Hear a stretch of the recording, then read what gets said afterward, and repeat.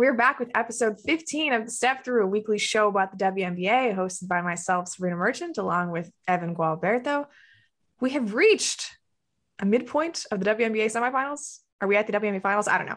But the Chicago Sky have advanced to the WNBA finals for the first time since 2014. Candace Parker back in the finals. Whoop-de-doo. They will face the winner of the Phoenix Mercury and the Las Vegas Aces. As of now, betting favorite appears to be the Aces because Mercury are without Kia Nurse. Sophie Cunningham is questionable, and Diana Taurasi is on baby watch. So, Evan, knowing that we are going to get Chicago versus a Western Conference team in the WNBA Finals, what stuck out to you this week? I mean, the last time I lived in Chicago, the Sky were in the finals. So that, yeah. And I mean, famously, they played the Mercury. So there's that. That's cool. That's in play. It does, like you said, it doesn't look as likely now without Sophie and Kia. And I don't know, is the idea that Diana's just gonna make Penny like wait? Or as I understand, Penny's due date was on October 6th, right? So that was we were recording this on Thursday. That was yesterday, the day of game 4. I don't think Diana's going to ask her to wait. I think it's when she calls, baby is coming, I will leave. But who knows how that applies to a winner take all situation when she's in Las Vegas. I don't know. What I did want to say is the last time we spoke, Phoenix was in what appeared to be a really good spot in this WNBA semifinal. They were tied 1-1. We're taking home court back to Phoenix. The first 2 games had been played basically at their pace. Game 3 only served to confirm all of those good vibes for the Mercury. And yet all it took was one good third quarter from the Las Vegas Aces to make me rethink everything about the series, which just confirms how freaking talented Las Vegas is, how easy it is for them to flip a switch, and how freaking frustrating that must be for the Phoenix Mercury. I completely agree. As we have always said, if you watched all 15 episodes at this point, thank you. But as we continue to say, the Aces are just, there's so much there. Mm-hmm. It's frustrating because they seem to leave a lot on the table and these aren't original thoughts. But when they turn it on and things are clicking, it sucks for whoever's playing them. It's really beautiful basketball when they turn it on and everything is clicking. We would be, remiss to say that Vegas just did this of their own volition. I think the fact that Kia Nurse was unavailable was a traumatic loss for Phoenix. As you and I were talking about before we started recording, Chelsea Gray looked thrilled to be free of Kia Nurse guarding her, had her best game of the series. And with the news that Nurse is unavailable for game 5, that would suggest that we're in store for another excellent Chelsea Gray performance. And, as much talent as Vegas has, with their backcourt microwave scorers, Kelsey Plum and Raquan Williams, and you've got, that devastating front court. Chelsea is really the straw that stirs the drink. And her being, unencumbered of that insane defensive pressure just changed so much for Vegas, almost to the point where I'm not even sure what else I have to say about it because Vegas was capable of this all along. They weren't playing as hard as they could have been. They get an incredible break thrown at their feet and hey, now they're probably going to the finals. Yeah. And I mean, the thing is, we're going to stay away from Aces Mercury just because we just saw game 4. Game 5, a quick turnaround. The most exciting thing in sports is a winner take all game, right? That's part of the reason why single eliminations continue to happen in the WNBA. But we would love to sit here and talk about what could happen. But the truth is, in a winner take all game, if one player gets hot and the game gets out of reach, then there's nothing really you can do. If shots just aren't falling, there's nothing you can do. That's just how it is. Yeah, it's the same reason why we didn't spend a ton of time talking about like overtimes and earlier games in this series, just because there's a certain level of desperation in these winner take all games that kind of blurs some of the preparation. And just with all of the potential lineup challenges Phoenix might have, it's hard to know what they're going into, in game 5. Just suffice to say, I think Vegas is in a good place. And I think that we are probably in for a really interesting series between Vegas and Chicago. And Vegas has to be just delighted that Connecticut is out because Connecticut was the one team that really gave Las Vegas trouble during the regular season. They were swept by the Sun in all 3 of their games. Jasmine Thomas is quite possibly the best Chelsea grade defender in the league. And now the Aces are in a good spot in the semifinals where they have an overmatched and somewhat undermanned Phoenix team. And the prospect of, hey, the team that we really did not want to play is not waiting for us on the other side. The team that is waiting for them, though, not exactly a slouch by any means. Evan, I have to credit you because we had this conversation, before the playoffs, right, about tiering the WNBA. Our top tier of Connecticut, Vegas, and Seattle is, could all be gone by tomorrow. We don't know. But when we discussed which team could potentially, be on par with one of those, I had said Phoenix. You had said Chicago. I think the playoffs have vindicated both of us, honestly. But hey, your team is making the finals. So these last 2 games in Chicago at Wintrust Arena, what stood out to you most about the Sky?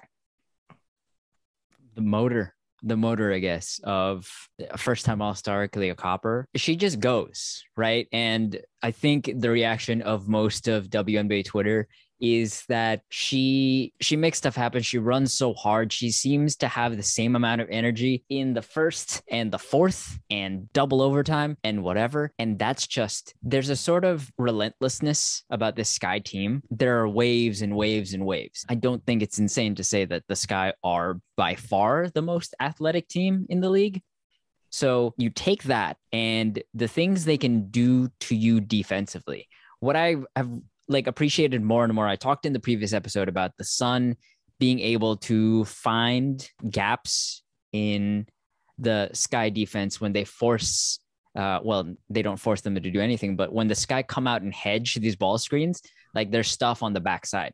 The thing about it is the more I gave it thought, the more I realized that the Sky could take a more conservative approach because they have the bigs and the length to play and drop, but they hedge. And I think that's more to force the action because it's a more aggressive style of defense, right? And it can lead to mistakes on the back end. It can lead to open layups, but for the most part, it makes teams play faster. And I think ultimately that's what we saw in all but one half of these 4 games is that the Sun got sped up and they really got sucked into the Sky style of play. They tried to slow it down at times, but I think they just looked, this isn't the Sun team that we saw throughout the course of the season. Definitely not. Yeah, absolutely. I think the most impressive thing about the Sun during the regular season was how unflappable they were, right? No matter which team they were playing against, even a team like the Aces, who theoretically can get going up and down in transition, they were able to impose their pace on the opposition. And I think even when they were successful against the Sky, it was because Alyssa Thomas was able to play at that pace. It wasn't because they were, dictating the terms by any means. It was just, oh, we have somebody else who can kind of play the way you want us to play. We're reacting to what the Sky are doing as opposed to, dictating how we want to play. And that's something I didn't think was capable. I mean, in hindsight, we talked about how bad of a matchup Seattle was for Connecticut and sort of neglected to realize that Chicago is a similar build, in terms of being able to play 5 out and spreading you out on offense. I guess the fact that Chicago was so hit or miss during the regular season really diminished my expectations for them, heading into the playoffs. What it really was a game against Washington in the last week of the season where admittedly, the Mystics were on a must-win type situation where they're fighting, for that 8th seed in the playoffs, but it's in Chicago. Chicago looks so flat. And it was just, well, can we count on this team any given night? And 6 games into the playoffs later, they have shown up every single time. They've won by double digits. I think 4 of those games, maybe 3, but they won both of the single elimination games by double digits. They've, been very successful against Connecticut. They only won 1 game against Connecticut by double digits, but they have not thrown out any stinkers. This has been a team that has shown up every single night. That inconsistency that we saw during the regular season completely gone away. So that's the nice thing about the playoffs, right? Peaking at the right time matters. And the Sun looked very well on their way to peaking at the right time after they got commissioned, after they got their doors blown off during the Commissioner's Cup. They reeled off however many in a row. And then you take a break, and yeah, the Sky have just kept on building on their identity. I think there is a reason for skepticism about the Sky, because I mean, their record, they finished a 500 team. We were looking into what the Sky looked like against the Aces and the Mercury. For 2 of the 3 games against the Mercury, they were without Candace. And I think the very first game, the super famous Kahleah Nurse game winner, they were even more shorthanded than that. And so like, quickly, I believe. Yeah. And so who is this Sky team? I think when we came back from Olympic break, they reeled off a bunch of wins, but their losses just look bad. You're talking about the Mystics loss. I'm specifically thinking about the 3 Sparks losses. Yeah. That was the sorry.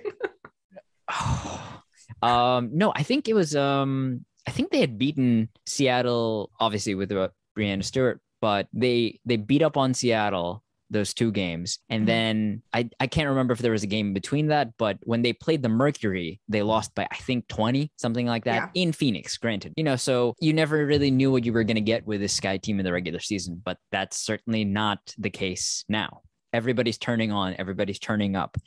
We talked about this in the right after the Wings game and previewing the Lynx, is when they are getting out, it means that their defense is clicking and they're getting out and running.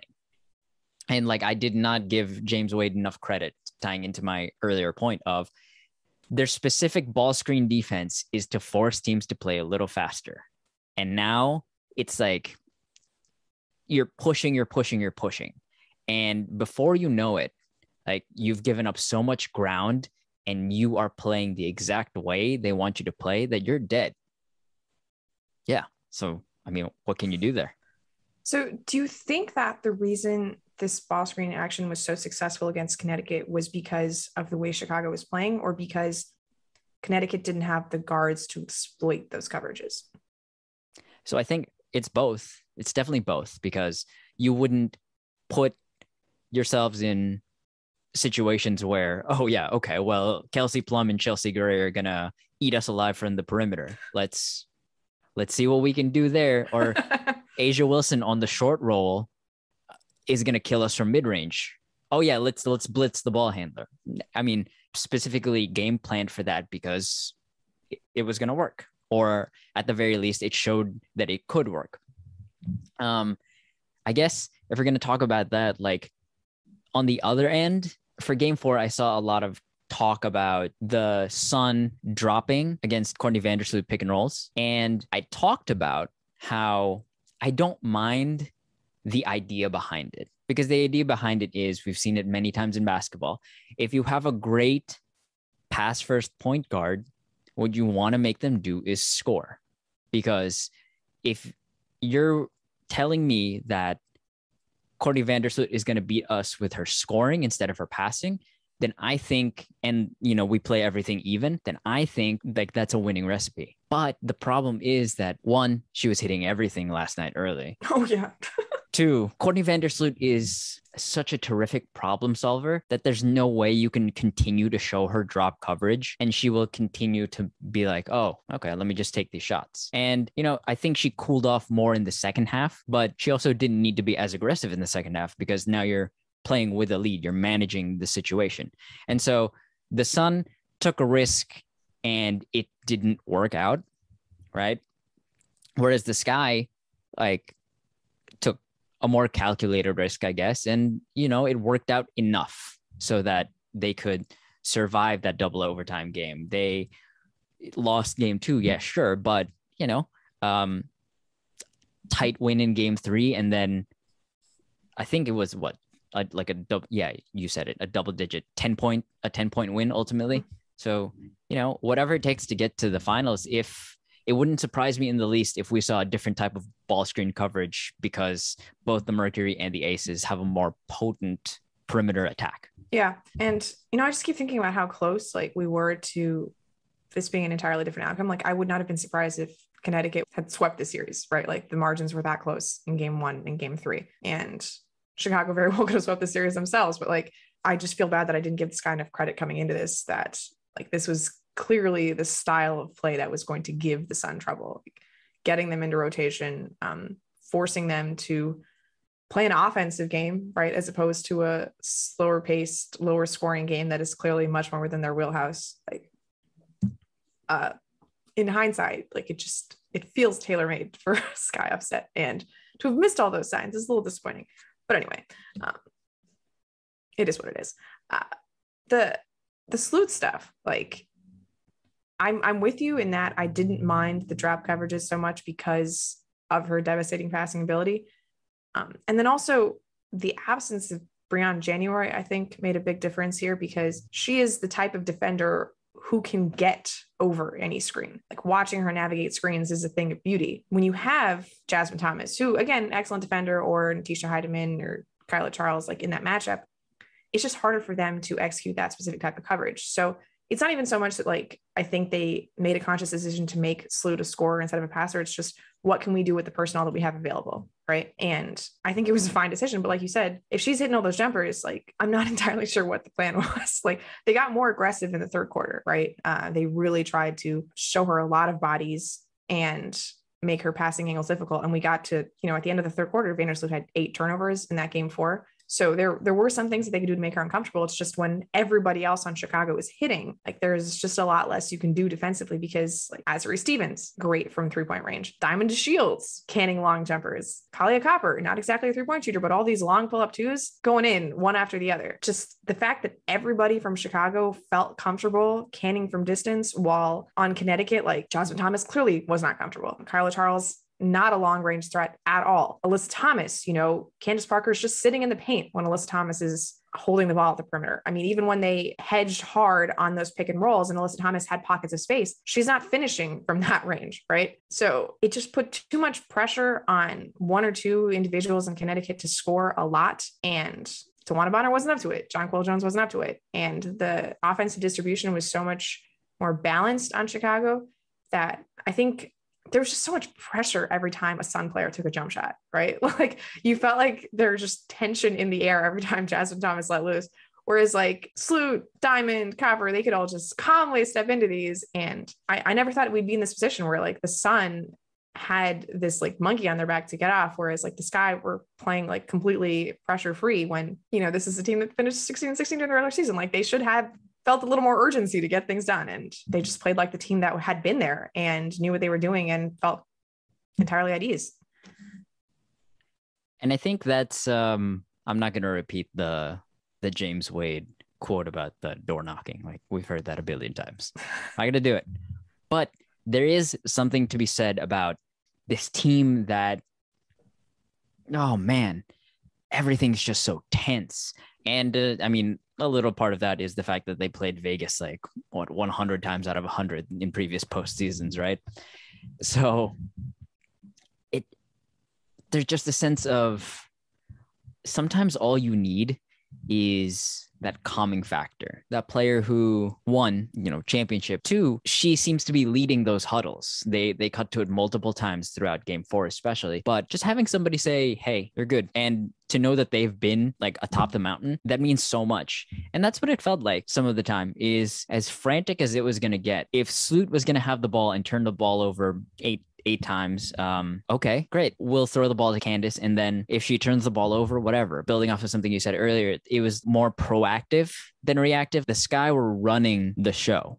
They were playing their way, and the passes that were missed were passes trying to accomplish something. It wasn't because the ball handler was so overburdened and taxed with making multiple decisions, like every single decision, that life is just a little bit easier. Because she hit some early jumpers, right? And that suddenly puts more pressure on you to close out a little bit, because in the heat of the moment, sometimes you forget the game plan of... You can overreact to like a couple things when it's an elimination game. Yeah. And a quarter step is all she needs to be by you. And then she's at the rim, and then Allie Quigley, her impact, I think she hit 1 field goal all game, but her impact was felt in every single time she was out there on the floor. Setting screens, they run that pistol flare action where sometimes they would curl it. Anytime you have her as a screener, chaos will ensue. And I think specifically there was one action where Ali set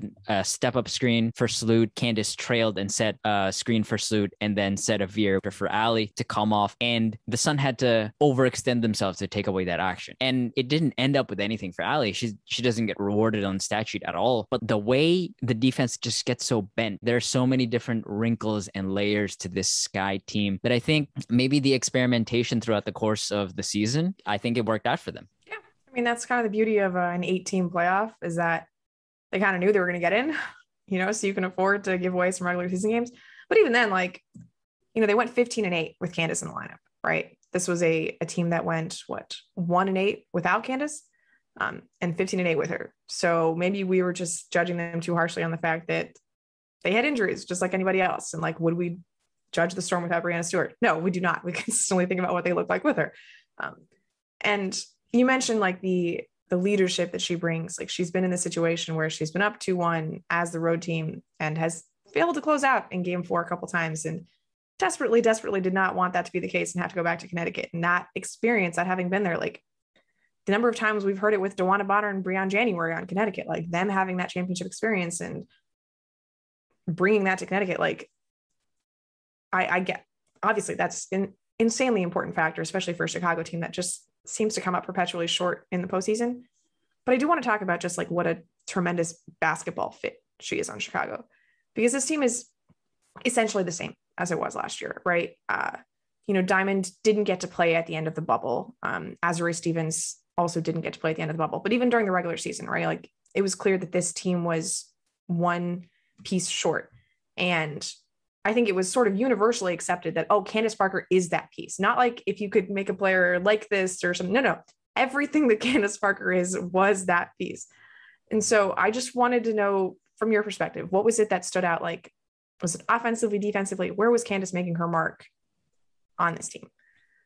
Well, I mean, if you think about the bubble team, I think what they really were lacking was a rim deterrent, not necessarily somebody who's going to block everything, but just length back there, because you saw Candace influencing so many things defensively. The switchability, I think that clip went viral of the Natisha Heidemann strip, and then they both dove for it. Right. That right there is, you think about her stonewalling, or not necessarily stonewalling, but playing off of Alyssa Thomas or defending Jonquil one-on-one and then having enough length to bother her. Just having somebody back there, especially, I think the best way to phrase it is a backline communicator. A backline communicator defensively and a play connector offensively. Somebody who, and I already talked about this, somebody who can take the ball out of Sloot's hands and then still make stuff happen. Because I think Ka is progressing as a playmaker. I think there's been a knock on Diamond that she could be so much more if we just get a little more of everything, basically, with Diamond. But there are flashes here and there. And Ali, I talked about this throughout the course of the season, is basically your secondary ball handler for most of the time. Lexi Brown and Dana Evans, they were fine in spot minutes this game. Having those two things come by way of one player, that's everything. Yeah, and I think the defense is really what stood out to me, because I was really watching for those backside rotations after you'd mentioned it last game. And I noticed that they didn't make as many mistakes when Candace was on the floor. Even if it was because she was the one making the rotation, or, whether she was part of that hedge up high, those miscommunications, those help rotations, everything was better when Candace was on the floor. And I have to imagine it's because of her communication, because you can hear her talk, right? Dolson's a great communicator too, but just doesn't have the same defensive IQ I think that Candace does. Chicago was just a mess defensively last year.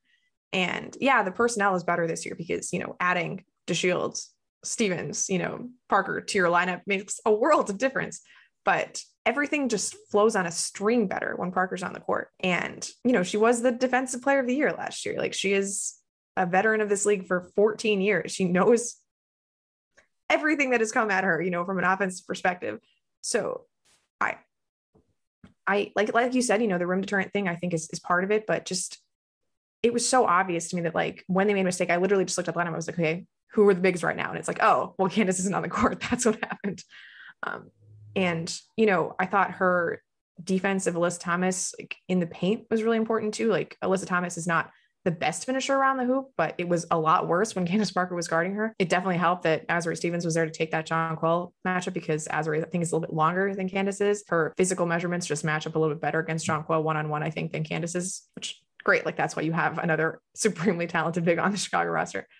But yeah, that defense was really what I was looking forward to most with Chicago, because they've been such just a gorgeous offensive team for most of James Wade's tenure.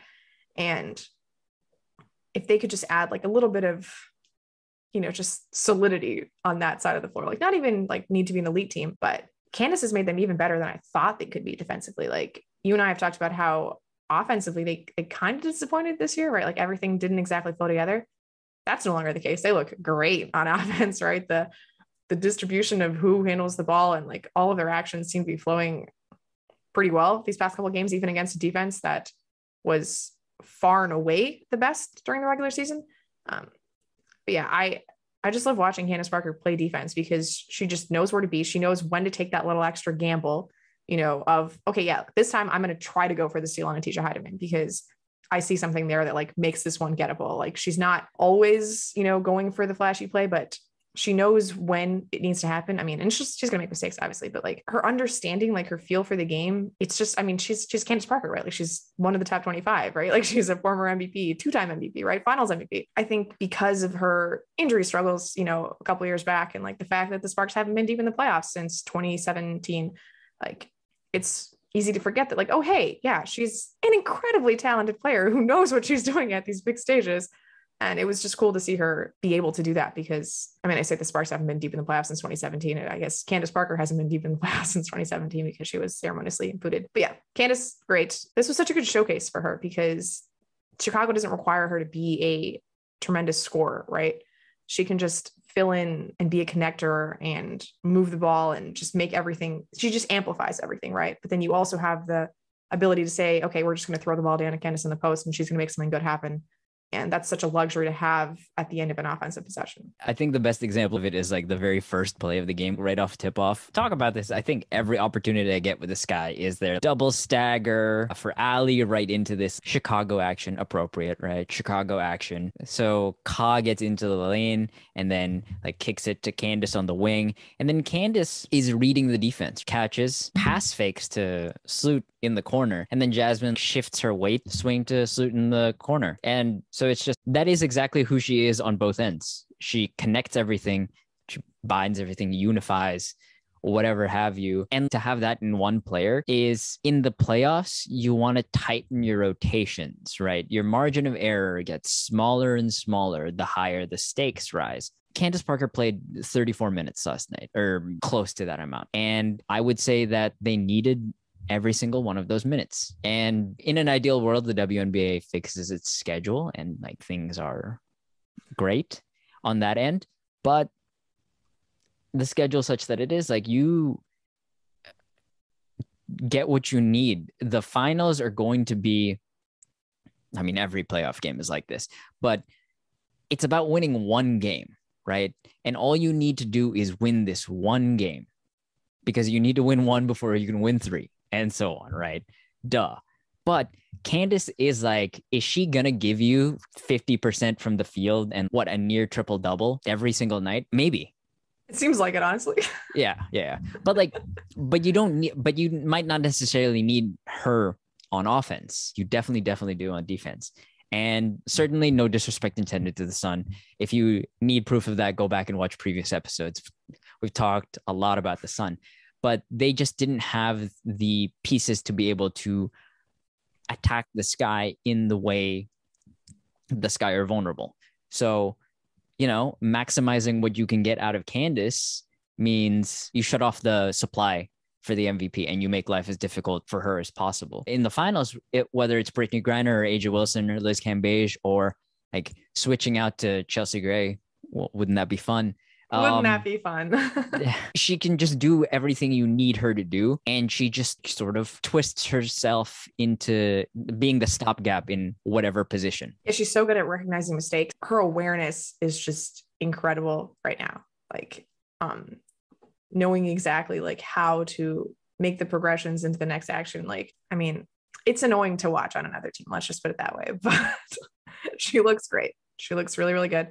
And the partnership with Sloot is just so perfect because Candace theoretically could be your primary ball handler. Like she is capable of running an offense like that. You could just run it out of the post, even station her on the perimeter and make things happen. But the fact that like you have a generational passer next to her as well just means that defenses are constantly on guard of like, you never know what's coming with Chicago because they can just manipulate you in so many different ways because they have both of those passers. It's just a delight to watch. I'm glad we've gotten to this point with Chicago because like we were very excited about this team heading into the season, and to finally live up to that potential, it's just great. Like I like to see good basketball, and a lot of it is coming from Chicago. Yeah, that's all that needs to be said. They're playing their basketball at the best time. Candace Parker it's so silly to say like ascending for a player who has achieved as much as she has achieved, but it largely feels like Candace had to take a step back and sort of figure out her role within the Sky, and then the Sky figured who they are with her and without her, because for a long time throughout the season, it felt like a clash of styles. Who are we? Are we all Candace or are we no Candace? It felt like one or the other. But now we're blending into everything is working perfectly. And I mean, it's the perfect time to do it. Yeah. Just a couple other things on the Sky that looked especially good. Like you mentioned, wasn't a great Quigley day, but just jumpers from everybody else on the Chicago roster pretty much. I thought it was interesting that they went with Lexi Brown instead of Dana Evans at back point guard. I wonder if that's something that'll continue going forward. I always thought that they should just make Candace their backup point guard, but hey, whatever works. If you want to like actually have a small be the backup point guard, that's fine. Diamond DeShields, we've given a lot of grief to on this show. She has just been a tremendous decision maker in this series, not doing anything out of her wheelhouse. Really quick decisions with the ball. She's not settling into too many long jumpers. I mean, her hit aheads in transition are excellent. She had one to Kahleah Copper, I believe in the third quarter, but just really, really smart plays with the ball in her hands. And like, that's something that's just been sort of a tipping point with Diamond, right? Like, she has so much athleticism and it's like, do you want to waste that on a long baseline jumper, or can we attack the basket and create something else? And that's what she's been doing in this series. She's just been consistently making the right play, and Lordy, having her and Copper play next to each other on the wings, that level of speed, I do not envy Connecticut for having to deal with that, especially just because Copper can finish everything at the rim. I don't understand these angles that she's taking. Like you said, she just needs a quarter step to get to the rim. Like there were times when Jasmine Thomas was guarding her, and then I forgot that Jasmine Thomas was even in the play because, Copper's already at the rim. And she can finish through contact. She can finish around contact. I mean, I don't think I'm obviously spent a lot of time watching this guy the past few days, but like, I don't think there's a better finisher from that position at the rim in the WNBA right now. Just her ability to, one, get there, and then two, like contort her body to make it happen just on basically every single play is goodness. And then Azurá Stevens, like Rebecca Loba was like on Azurá Stevens' watch in game 4 because she got clocked in the head by Jonquel Jones and then had to leave, and Connecticut sort of starts making a run. Then she comes back, and like, I wouldn't say that stabilized everything, but like she was the best Jonquel defender in this series. For all of the praise that we have given to Candace Parker, like one-on-one, Azurá Stevens made her life a living hell. And Chicago never wanted to play Jonquel one-on-one. So there were, lots of other people who were being thrown into the mix, but she was outstanding. And then just spacing the floor, consistently hitting that 3-point jumper. Just another player who devastates me to no end that they played for a team of mine and then decided not to anymore. But like, what in the world was Dallas doing trading her for Astufal? I don't understand it. I will never understand it. The fact that they're both on Chicago is even more ridiculous now. But like, she is a perfect modern center, right? Like, she can move the ball. She sets really good screens. She obviously can shoot. She's tremendous defensively. Like, everything that they thought they were getting in Charli Collier, why didn't you just keep her? I don't understand. That's not the point of this exercise. I apologize, but hey, Azurá Stevens, fan-freaking-tastic. I look forward to seeing what she's able to do against Liz/Brittany in the next round. I think she's going to rise to the challenge as so often has been the case. And when you have a player who can be on you in the locker room, Azurá Stevens, like, I don't know she probably grew up watching Candace Parker, right? To be able to share the floor with Candace Parker and to be able to like have her in your ear all the time, that's only going to make you better. You pick up championship habits. You pick up MVP level habits from a Candace Parker. And I think, was it against the Lynx where after they beat the Lynx, she was the one Candace was seen like hugging and talking up and like, we did it or something like that. Just to have that, you could tell Azurá like, oh, here's one player you should watch just on film. Like, it's Candace Parker. Yeah. And to have her like give you those insider, like the trade secrets, I mean, it's perfect. It is perfect.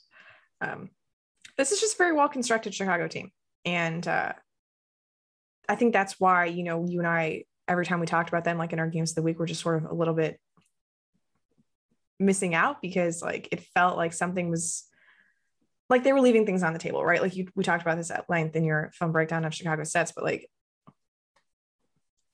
it's because they have so much talent, and like to see it all put together, it's great. I just you know, spoiler, because I do believe that the Aces are going to win game 5. Like, they did not look great against Las Vegas during the regular season. Not against a full strength Vegas team, I should say, because, you know, they did beat the one without Hamby and Cambage.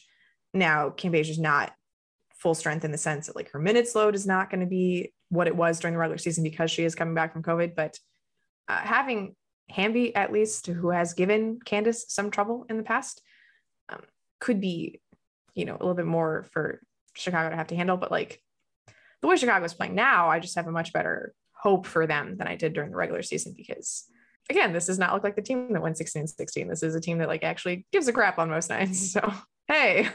Yeah, everything is getting maximized. There's very little that I could point to and say like, oh, well, that's going to be a glaring issue, because the mistakes are getting cleaned up. Kahleah Copper, the hell are you going to do with her? Like, there's a Bree Turner on the one team. For Vegas, I don't Hamby, I don't quite know, but the balance that you were talking about earlier makes it so that they're not just going to beat you the one way. If somebody is not hitting, then somebody else is, and they don't even have to be shooting well. What's going to be very entertaining, regardless of who wins, is between the Mercury and the Aces, is that like both teams can score and both teams can spread the floor.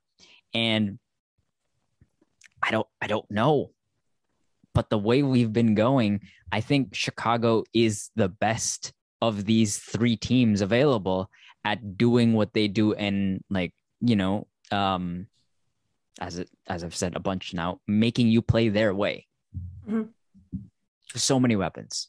The one thing that I am interested in is Chicago has capitalized so well off of Connecticut's turnovers. And I mean, they do get running off of just regular misses too. And I think the fact that like Connecticut misses so many shots in the paint that like result in bad floor balance when they're getting back in transition has obviously helped Chicago. But the Aces don't turn the ball over that much. Like even in these games where they got just wrecked by Phoenix, like what they had one turnover in that first game where they allowed 100 plus to Phoenix.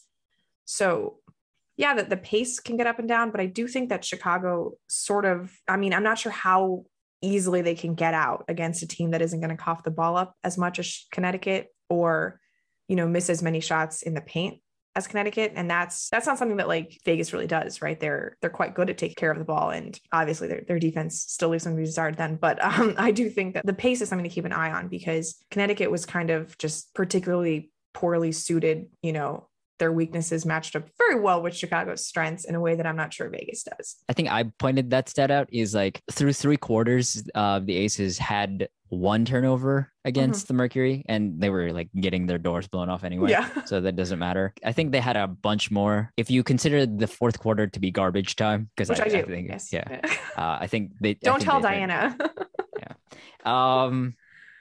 So I guess wrapping up, you put Diana Taurasi in a winner-take-all situation. Like, it tends to work out well for Diana Taurasi. Yeah, heads are gonna roll. But so that's a wrap on this episode. We will catch you sometime in the middle of the finals. I mean, that's just it's really on me. It takes me much longer to edit these because these are the playoffs. You want to turn up a little bit, and I'm trying to get my Candace Parker on in terms of putting in that editing work. So yeah, we will catch you in the middle of the finals. See you then. Bye.